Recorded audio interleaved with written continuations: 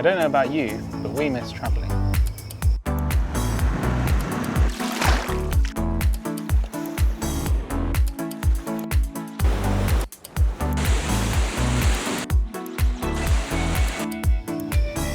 Hello everyone, I'm Claire, this is Craig, and for those of you that don't know us, one of the things we love to do the most is travel. We've travelled to over 30 countries together in the last 5 years, and this year we were due to spend the whole year travelling.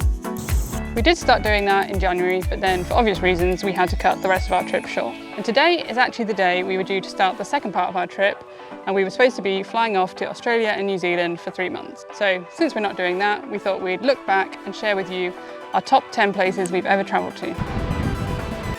We visited a lot of these places before I was paralysed, so if you're interested in what our life was like before then stay tuned.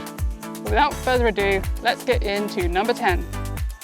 The home of pizza, pasta and gelato. That can only mean one place. Italy. Food is an obvious draw to this country. One of our favourite ever culinary experiences was this Roman dining experience in Pompeii. Another thing we love about Italy are all the relics of ancient history that are still standing today. From the Colosseum and Roman Forum to the cities buried by the eruption of Mount Vesuvius over 2,000 years ago. Top of all that, Italy also has a magnificent coastline.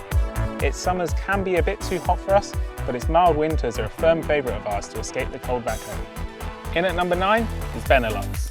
Our next destination is actually 3 small countries, which share some great characteristics. We absolutely love the cycling culture in these 3 countries. There are designated cycle paths everywhere, separate from both cars and footpaths, and it's the only place we've ever been where cars actually respect and give way to cyclists rather than honking and yelling at them. Combine this with the Netherlands' picturesque canals and windmills, Belgium's quaint towns and cities, and Luxembourg's castles, and it's hard not to like being here. Make sure not to miss the beers, chocolate, cheese, waffles and frites while you're here. In at number 8 we have Malta. This is the first destination on this list that we visited since Craig's been in a wheelchair. Year-round sunshine is a big draw for the 3 Maltese islands. For such a small place, there's a surprisingly large amount of things to see and do. The island of Malta boasts ancient walled cities and has a beautiful coastline.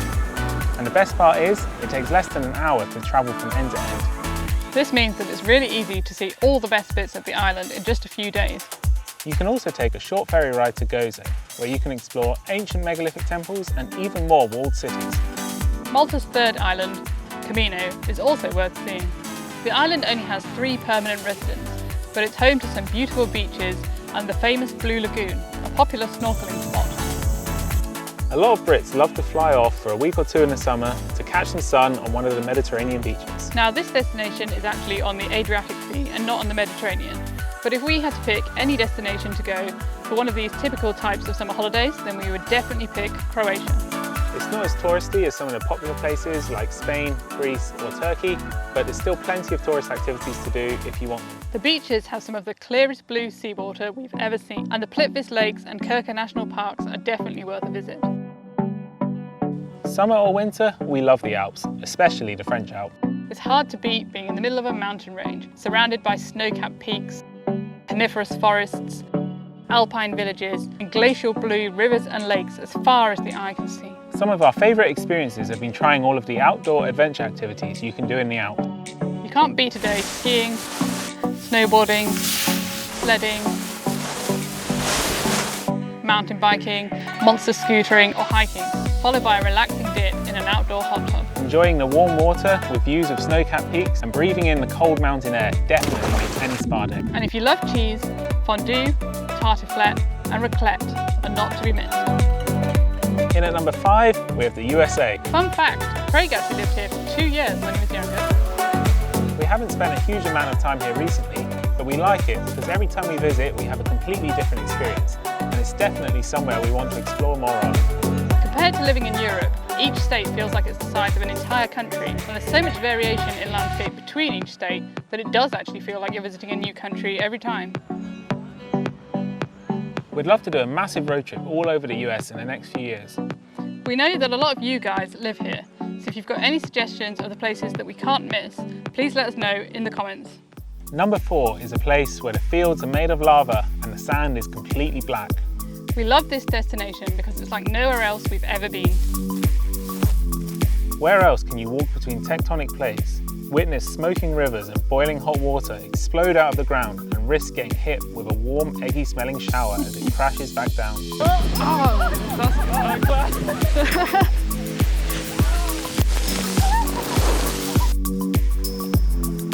Look out at snow-capped peaks while swimming in an outdoor swimming pool that's nestled in the side of a mountain and heated by water trickling off that mountain. Chase countless but incredibly impressive waterfalls.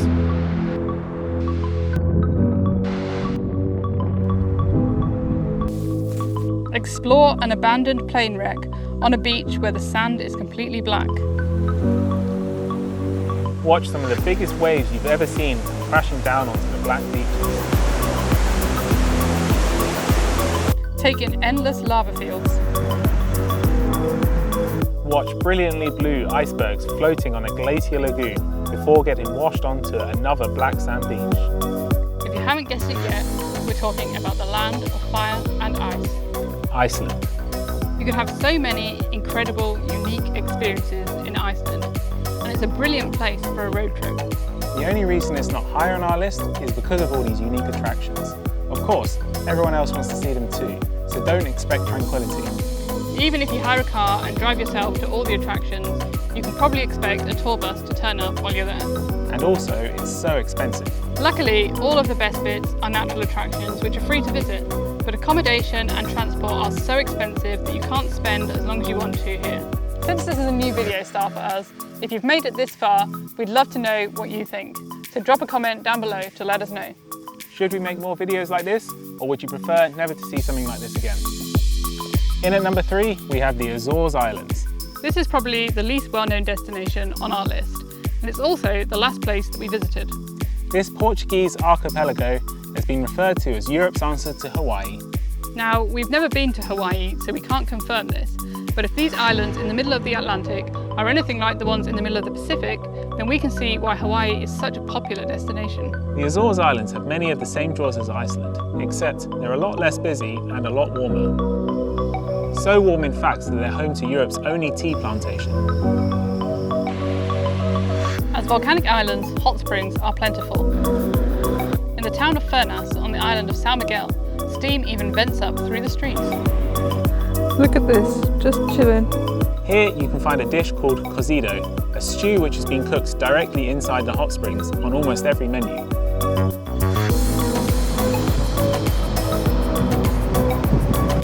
In the summer, the Azores is renowned for whale watching. We were there in January, so we didn't see any, but we did enjoy watching some absolutely huge waves crash into the rocks. Nature is one of the biggest draws, and the Azores has some pretty stunning scenery. Intense blue and green lakes,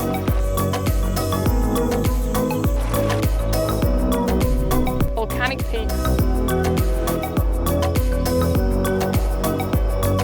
and luscious green hills meeting the deep blue ocean. The Azores is also home to a vast number of cows, which means they make some pretty great cheese. Our favourite was the one from the island of Azores. We only visited 2 of the 9 islands, so we definitely plan to come back as soon as we can to see the rest. At number 2, we have the second biggest country in the world. Like the USA, Canada is so vast and varied.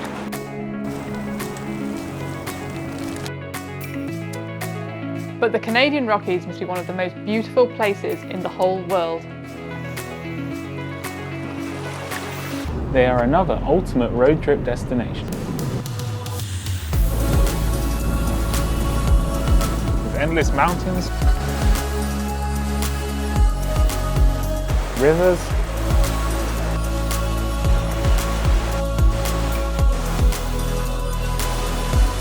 waterfalls,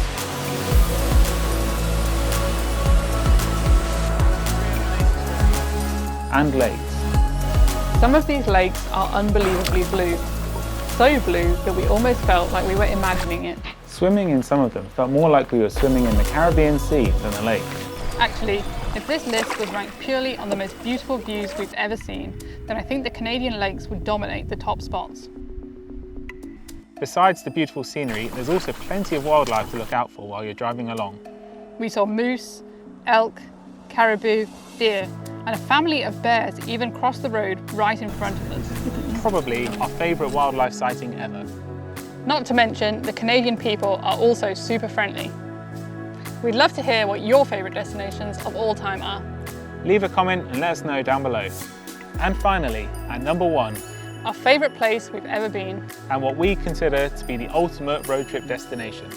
We spent just under 2 weeks here back in 2015, and we've been dying to get back ever since. We were supposed to be flying back there again today for 3 months, but we've had to postpone for obvious reasons. But we're definitely planning on getting back there as soon as possible. While we say the single most beautiful view we've ever seen was in Canada, we did also drive through some parts of Canada that weren't quite so beautiful. Don't get me wrong, they were still nice. But as a destination, as a whole, we've got to give it to New Zealand for having the best scenery in the whole world. In the 2 weeks we spent driving around the South Island, I'm not sure we saw a single thing that wasn't worth looking at. We also had the best burger we've ever had in Queenstown, the legendary Ferg Burger. It really does live up to the hype. Our New Zealand trip had such a big impression on us that it's actually shaped the way we want to spend the next few years. Be sure to check out our upcoming videos to find out why. Thank you for watching, and we'll see you in the next one. Bye bye!